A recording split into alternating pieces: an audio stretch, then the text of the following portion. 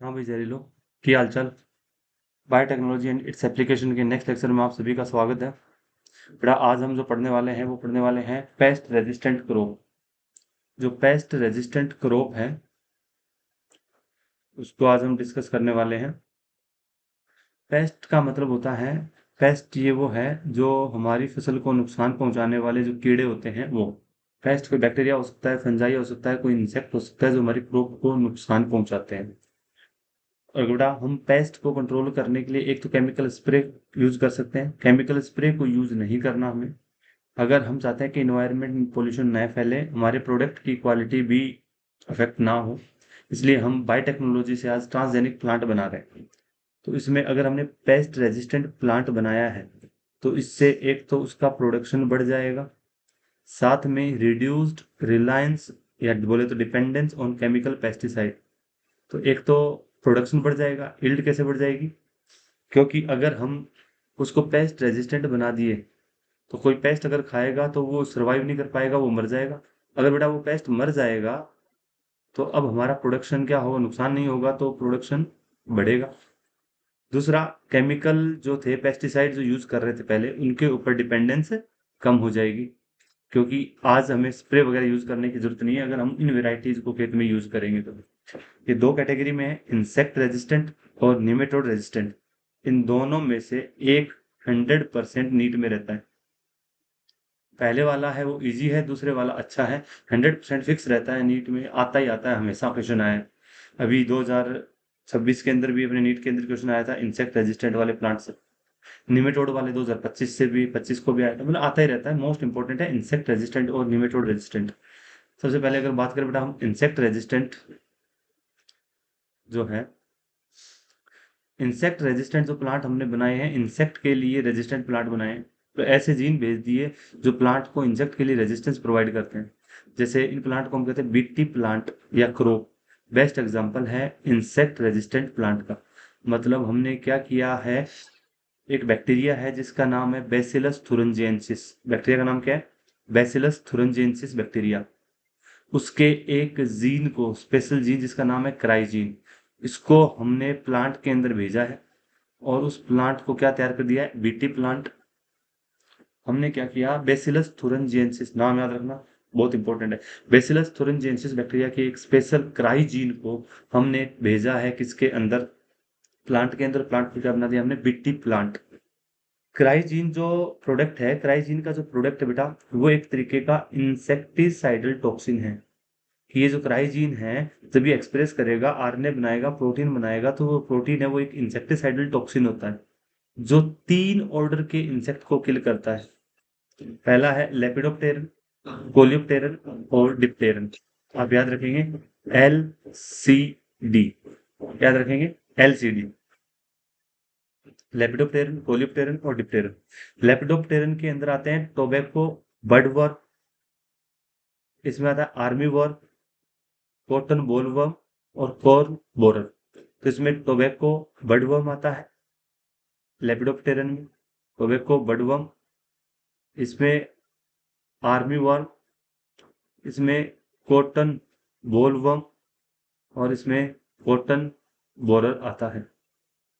तो tobacco budworm, army worm, cotton borer और corn borer.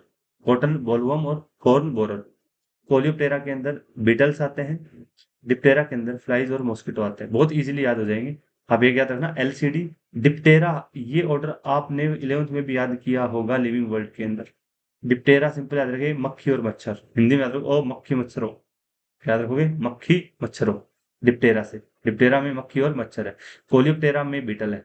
बच गए वो सारे लेपिडोप्टेरा में है। लेपिडोप्टेरा सबसे बड़ा नाम है, याद रखना कि लेपिडोप्टेरा सबसे बड़ा नाम है और उसके अंदर सबसे ज्यादा है tobacco budworm, army worm, cotton bollworm और कॉर्न बोर। कहने का मतलब जहाँ कीड़े हैं वो है लेपिडोप्टेरन।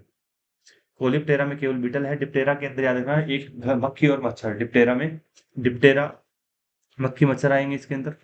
लेपिडोप्टेरा में सबसे ज्यादा नंबर है, सबसे बड़ा है।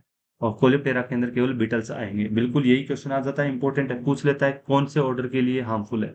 तो इनके जीन इन 3 ऑर्डर के लिए ध्यान रखना बेटा। ऑर्डर लिखा है एग्जामिनर क्वेश्चन बनाए तो ऑर्डर की जगह क्लास लिख सकता है, फैमिली लिख सकता है, गलत लिखवा सकता है स्टेटमेंट देके। अब हमने क्या किया, एक बैक्टीरिया था बेसिलस थुरनजेंसिस, ये रहा बैक्टीरिया बेटा, ये इसका डीएनए था, इसके पास जीन था क्राइजीन। इस क्राइजीन से बनता है आरएनए और इससे बनता है ये प्रोटीन।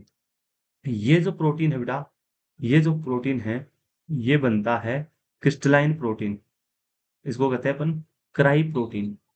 नॉर्मली जो क्राई प्रोटीन होता है ये होता है प्रोटॉक्सिन, इसे कहते हैं प्रोटॉक्सिन, क्योंकि बेटा ये इनएक्टिव होता है। क्राई प्रोटीन प्रोटॉक्सिन कहते हैं, ये एक तरीके का इनएक्टिव टॉक्सिन है। और बेटा ये एक तरीके का एंडोटॉक्सिन है, इंपॉर्टेंट है। प्रोटॉक्सिन है, एंडोटॉक्सिन है, बैक्टीरिया की लाइफ की स्टेज में बन रहा है, बॉडी के अंदर बन रहा है। तो एक बार के लिए आप याद रखेंगे एंडोटॉक्सिन। एंडोटॉक्सिन बोलने का क्राइटेरिया अलग होता है, मैं सिर्फ याद रखने का तरीका बता रहा हूँ। बैक्टीरिया की सेल के अंदर बनता है इसलिए एंडो, बाकी ये कॉन्सेप्ट नहीं है कि अंदर बनता है तो एंडो है। ये आप हायर लेवल पे जाके पढ़ोगे, अभी सिर्फ इतना याद रखें कि एंडोटॉक्सिन है, प्रोटॉक्सिन है। जब अगर बेटा इसको अगर एल्कलाइन पीएच मिल जाए तो ये प्रोटॉक्सिन एक्टिव हो जाता है। पीएच क्या मिले, एल्कलाइन पीएच। एल्कलाइन पीएच के ऊपर ये प्रोटॉक्सिन टॉक्सिन एक्टिव टॉक्सिन में कन्वर्ट हो जाता है, एक्टिव टॉक्सिन में कन्वर्ट हो जाता है। तो जो क्राई प्रोटीन है, तो साइंटिस्ट लोगों ने क्या किया, इन जीन को निकाल लिया और इन जीन को ट्रांसफर किया किसके अंदर, प्लांट के अंदर। ये मान लेते हैं बीटी प्लांट है, इसके अंदर जीन भेज दिया, तो इस प्लांट की हर सेल के अंदर वो जीन मौजूद है। उसके पास क्राइजीन है तो इसके अंदर बनेगा ये टॉक्सिन, जो कि प्रोटॉक्सिन इनएक्टिव होता है।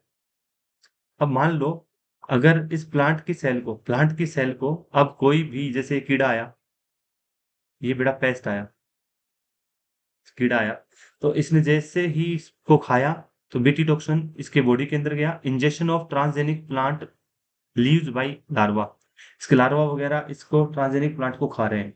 जैसे इन्होंने खाया तो इनका जो प्रोटॉक्सिन था इंसेक्ट की गट में जाकर बेटा वो क्रिस्टल ब्रेक हुआ और एल्कलाइन पीएच के ऊपर वो क्या हो गया, एक्टिव हो गया, डिसोल्व हो गया।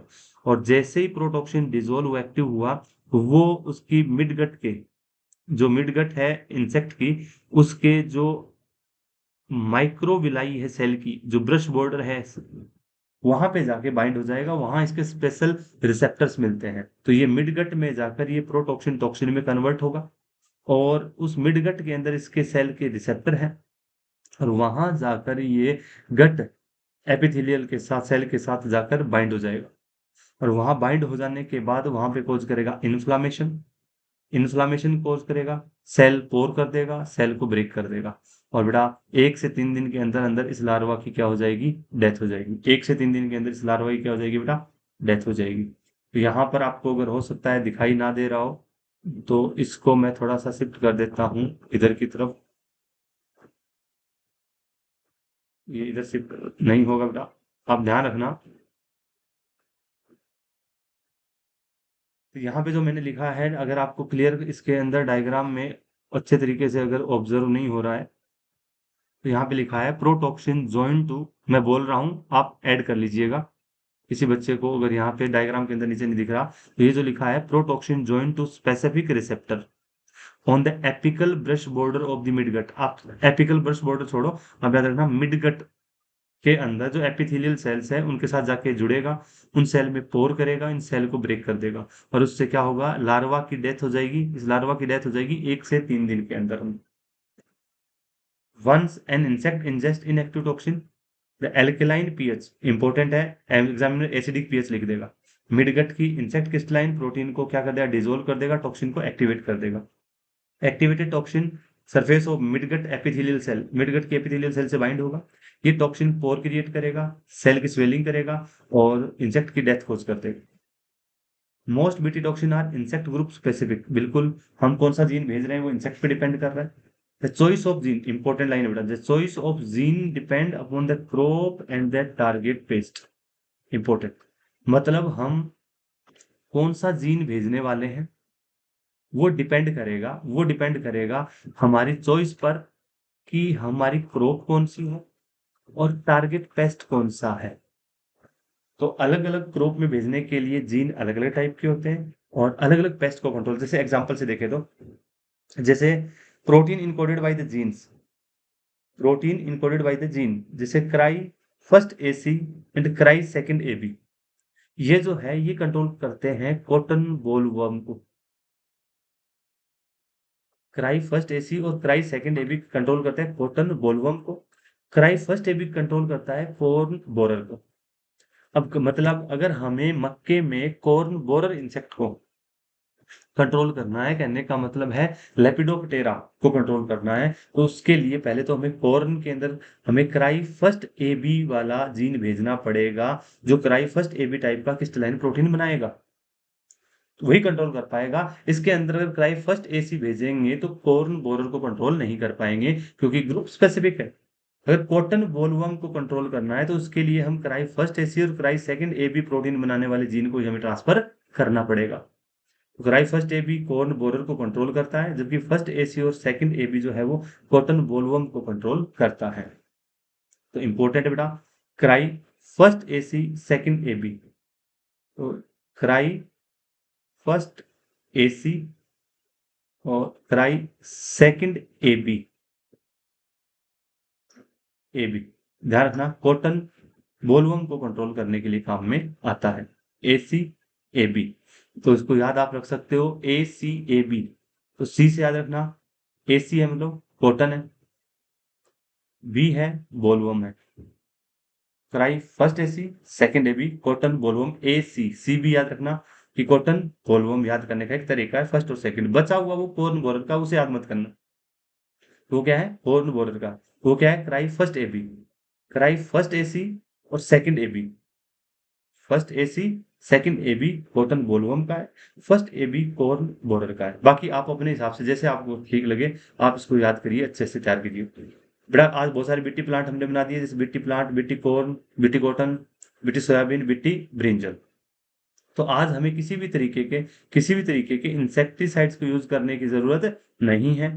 Plant will able to produce its own insecticide. आज प्लांट खुद अपना इंसेक्टिसाइड प्रोड्यूस करेगा, हमें अलग से किसी तरीके के इंसेक्टिसाइड बनाने की रिक्वायरमेंट नहीं है। आई होप आपको समझ में आया होगा बेटा। इंपॉर्टेंट है, बहुत इंपॉर्टेंट है, फिक्स रहता है इक्वेशन, बहुत इजी टॉपिक है, कोई ज्यादा टफ नहीं है। टफ तो अब आएगा next topic, nematode resistant gene. जानने के लिए देखते रहिए। ब्रेक के बाद टाटा बाय बाय, धन्यवाद।